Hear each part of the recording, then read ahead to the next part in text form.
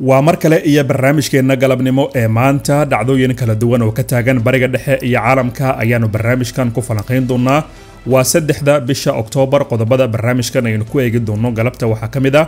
waxaa faahfaahin cusub ee kasoo baxaysa weerarkii shalay lagu qaaday macbad yahuudu ay ku leeyihiin dalka Ingiriiska gaar ahaan magaalada Manchester. ninkii weerarkaasi geystay ayaa magaciisa la shaaciyay, booliiska ayaa toogtay, isla markaana waxaa la ogaaday in wadankaasi qaabka uu ku soo galay iyo sidoo kale sida weerarkaasi u dhacay iyo fariintaasi oo dhammaan yahuuda Yurub iyo sidoo kale Mareykanka joogta oo fariin cad u dirtay. cabsi weyn ayaa dadkii yahuuda ee banaanka joogay ay hadda la kulmayaan. sida caalamka uga falceliyay ayaanu eegi doonaa. waxaan kaloo barnaamijkan aynu ku soo qaadan doonaa galabta. laba ka tirsan ciidamada militariga ee maamulka Israa'iil ayaa lagu dhaawacay weerar toos ahaa oo ka dhacay bartamaha magaalada Gaza.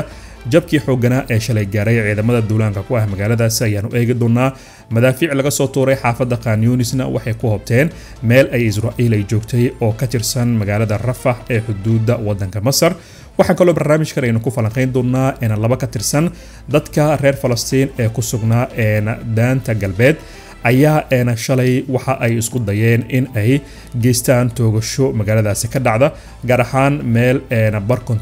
control ahayd oo ciidamada maamulkaasi ay joogeen. gaari ayay wateen weerarkaasi sidii uu dhici lahaa iyo sidoo kale sida markii dambe weerarkaasi ay booliiska uga hortageen ayaanu eegi doonaa. haddii aad nagu cusub tahay nagu soo biir. dhacdooyin kuwan la mid ah ayaanu si joogto ah aynu halkan usoo gelinaa. marka hore barnaamijkeena waxaynu ku bilaabaynaa waa tii intiina badan aad shalay la socoteen in weerar uu ka dhacay magaalada Manchester la yiraahdo ee dalka Ingiriiska, halkaas oo lagu weeraray macbad ay yahuudu ay ku lahaayeen goobtaasi. laba nin iyo haweeney ayaa loo xiray weerarkaasi ay dadka badan ay dabcan ay ku waxyeeloobeen ka dhacay macbadkaasi ku yaalay magaalada Manchester ee dalka Ingiriiska. booliiska ayaa ninka weerarkaasi geystay ku sheegay magaciisa Jihad al-Shamai oo haysta dhalashada dalka Ingiriiska balse asal ahaan kasoo jeeda wadanka Suuriya. ninkan ayaa waxaa markii dambe toogtay booliiska sida warbixin kasoo baxday booliiska lagu sheegay. ra'iisul wasaaraha wadanka Britain Starmer ayaa mar sii horeysay sheegay in Britain ay hadda tahay in ay ka adkaato waxa uu ugu yeeray nacaybka sii kordhaya ee yahuuda ee guud ahaan ka socda dalalka reer galbeedka. laba qof oo yahuud ahaa ayaa la dilay, 3 kalena way ku dhaawacmeen weerarkaasi ka dhacay Manchester shalay. wala weerarka shalay uu dhacay laakiin faahfaahinta xoogan xalay ilaa iyo saaka ay soo baxday, gaar ahaan ninka weerarka geystay oo asal ahaan la sheegay inuu kasoo jeedo wadanka Suuriya, magaciisana uu yahay Jihad al-Shamai, isla markaana muddo uu ku noolaa wadankaasi Ingiriiska. laakiin booliiska ilaa hadda ma aanu sheegin sida ninkaasi ay ugu suura gashay weerarkaasi inuu dabcan geysto. ma jirto koox sheegatay, laakiin caadiyanba bulshadan yahuuda ee dalalkan reer galbeedka ku nool waayadanba waxay helayeen digniino ku aadan in weeraro ay ku soo food leeyihiin marka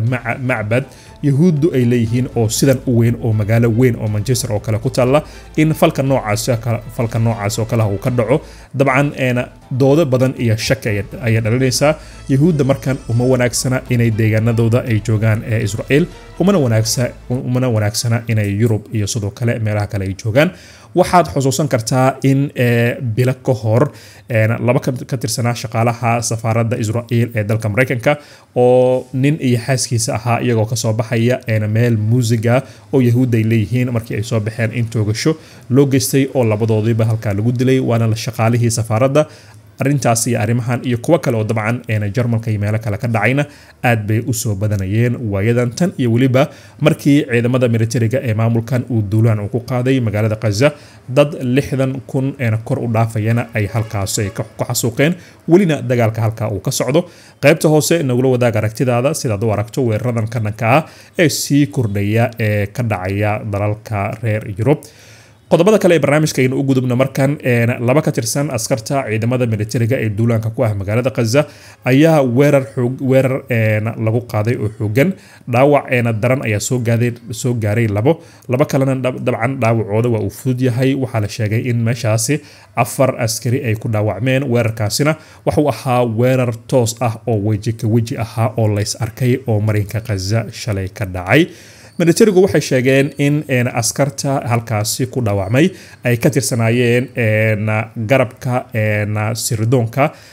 xogahooda soo ururiya ee 414aad sidoo kale labada askari ee dhaawaca daran uu soo gaaray waxa loo qaaday cisbitaalada qoysaskooda ayaa halka la jooga halka labadii kale ee dhaawaca fudud uu soo gaarayna isla magaalada ay ku sugan yihiin warbixin hordhaca oo uu soo saaray militariga maamulkaasi waxa uu sheegay in weerarkaasi uu dhacay si la yaab leh oo waxay yiraahdeen dagaalyahano ka tirsan kooxdan wax iska caabinta ee reer Falastiin ayaa soo dhexgalay oo soo jabiyay gidaarkii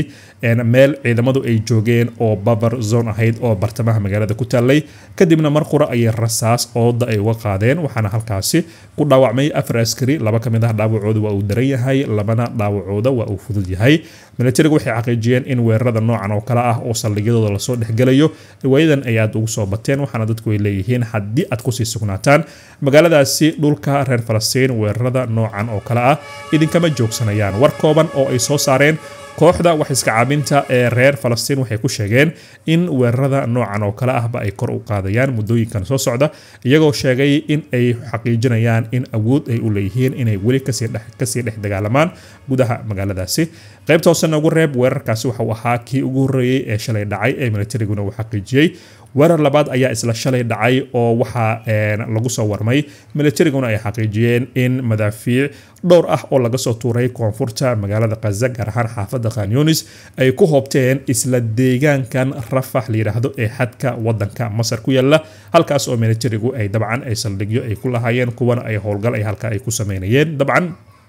tiro 10 ku dhow oo madaafiic ah ayaa Khan Yunis laga soo tuuray waxaana ay ku hoobteen xarumahaasi iyo goobo militarigu ay si kumeel gaar ah ay uga sameysteen fariisimo oo ku yaala koonfurta magaaladaasi gaar ahaan Rafah marka Rafah shalay laba weerar ayaa ka dhacay midna waa kan oo saldhig ciidamadu ay joogeen la soo dhexgalay kadibna rasaas lagu furay oo 4 askari ay dhaawacmeen laba dhaawac fudud iyo laba dhaawac daran iyo weerarka kale oo isla Rafah ka dhacay oo madaafiic 10 gaaraysa lagu soo tuuray marka kooxda reer Yemen reer Falastiin dabcan isla weerarkaasi iyaguna waxay yiraahdeen annaga ayaa ka dambeynay weerar madaafiic ayuu ahaa waana nooc ka mid ah weerarada aanu halkan u joogno inayna ku difaacno magaalada ayay yiraahdeen wayahay qaybta hoose nagu reeb aragtidaada labadaasi weerar ee Rafah shalay ka dhacay ee khasaaraha kala duwan gaarsiiyay ciidamada militariga ee maamulka ee duulaanka kuwa halkaasi waanu ka gudbaynaa aynu u galno marka weerar kale oo inkastoo weerarkaas uu guuldareystay haddana waxa uu ka dhacay daanta galbeed laba qof oo reer Falastiin ah ayaa dabcan waxa ay soo kaxeyseen gaarigaasi waxay doonayeen in meel bar control ah oo ciidamadu ay leeyihiin oo daanta galbeed ku taala inay ku dhuftaan kadibna ay halkaasi toogasho ay ka sameeyaan militarigu waxay sheegeen in weerarkaasi uu ka dhici lahaa barta control ee beel la yiraahdo halkaasoo ku taala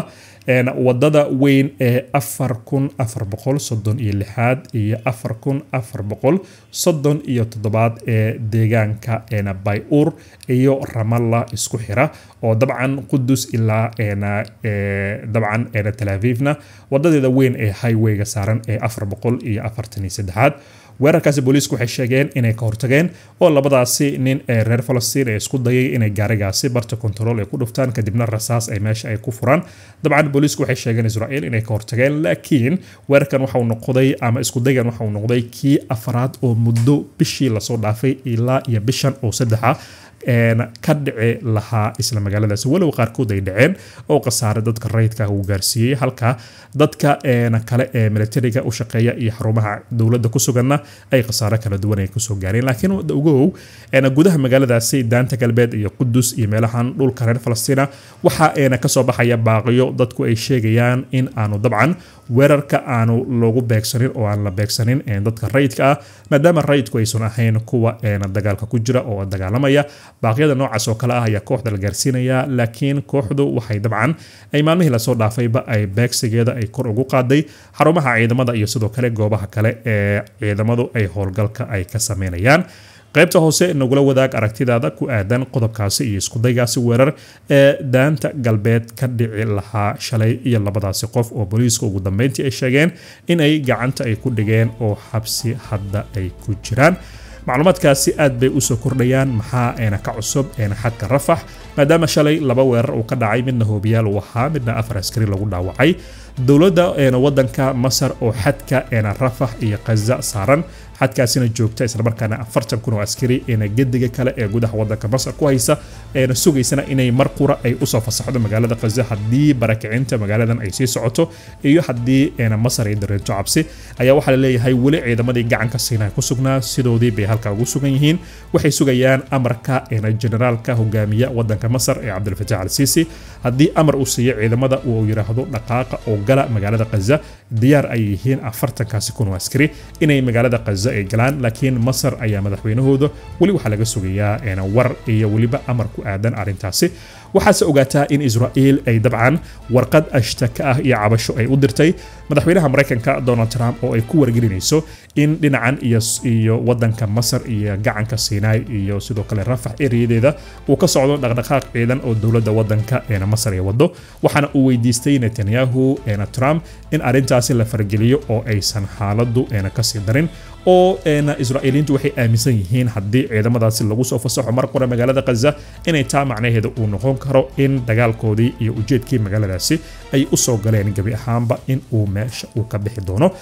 aad iyo aad baad u mahadsantihiin qaybta hoose nagula wadaag aragtidaada miyay kula tahay madaxweynaha wadanka Masar Generaal Abdel Fattah al-Sisi 40,000 ee askari ee ku hayo gacanka Siinay inuu amar siin doono oo ay gari doonaan Gaza mise waxay kula tahay in uusan dabcan wax uusan ogeyn Trump iyo Mareykanka uusan sameyn karin al-Sisi qaybta hoose nagula wadaag aragtidaada aad iyo aad baad u mahadsantihiin ha iloobin inaad subscribe saarato